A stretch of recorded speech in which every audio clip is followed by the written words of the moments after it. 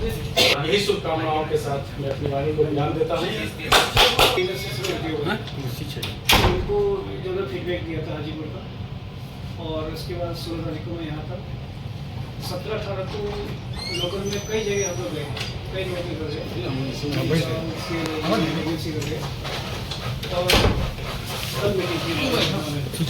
तो सब का निचोड़ एक था जो फीडबैक मिला था कि यहाँ जो दो मेन एक तो लोन सरेंडर की है, दूसरा मेच्योरिटी की है, और तीसरा की हमें को सीट से सीट टक्कर आती है। तो तीन समस्या यहाँ पर है। इसके अलावा यहाँ बिजनेस की कमी नहीं है।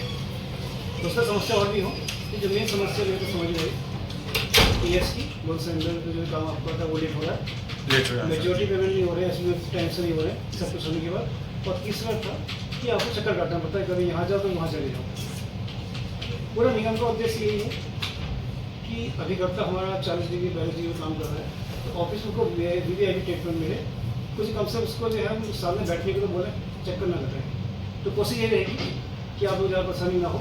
मैं ये नहीं कहते आज से कल से सब सही हो जाएगा, टाइम लगेगा, धीरे टाइम लगेगा, उसका असर धीरे दिखेगा। ये नहीं कल से चेंज जाएगा, ऐसा नहीं हो सकता, क्योंकि सुधारने पर टाइम लगता है।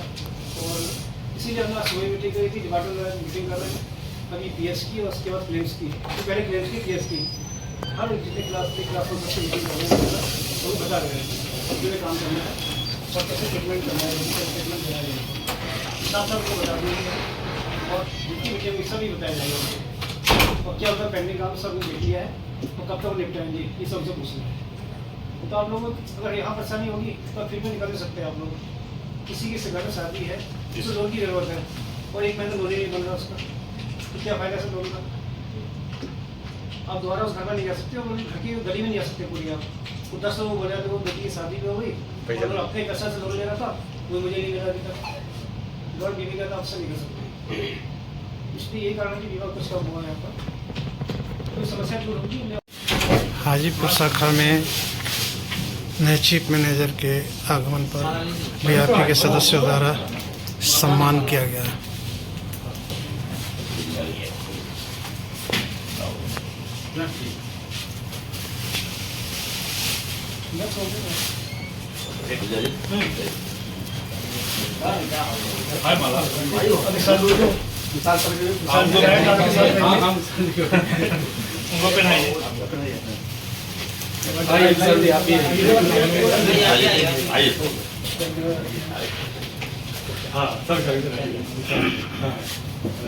टच करेंगे।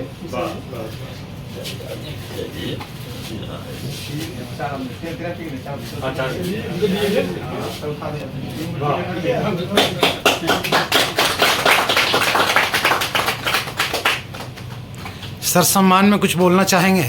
बस आप सब लोगों को धन्यवाद बहुत बहुत। और मैं तो चाहूँगा कि पूरी ब्रांच हमारी जैसे ऑल इंडिया में 73,000 पॉलिसी करके नंबर 1 रही थी 5-7 साल पहले, दोबारा उसी को हम जो है रिपीट करें। और हम लोगों का मिलकर प्रयास रहेगा कि आप लोगों को समस्या ना हो। जैसा कि ऊपर से आदेश है कि हमारे ऑफिस में जो भी व्यक्ति VVIP है वो एकमात्र कौन है, हमारा अभिकर्ता केवल। तो उद्देश्य है जो भी मतलब अभिकर्ता आता है वो जो है हमारा VVIP रहे और उसको अच्छे ट्रीटमेंट। बहुत बहुत धन्यवाद। उपस्थित हुए हैं आज के शाखा के नायक हमारे MK भट्ट साहब, बहुत दूर से हरिद्वार से होते हुए हल्द्वानी से होते हुए हाजीपुर आए हैं। तो सबसे पहले हल्द्वानी से आए हैं, तो और साथ में हमारे विशाल जी, नए विशाल जी, कई विशाल जी तो सबसे यंग और मतलब बिल्कुल चमकदार गोरे चेहरे वाले विशाल जी आए हैं। का स्वागत है।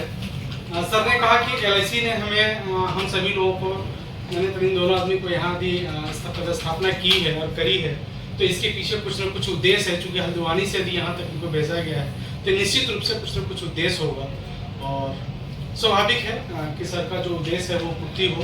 LIC का जो दिन दूनी रात चौगुनी की तरक्की का जो ये पराक्रम है वो चलता रहे।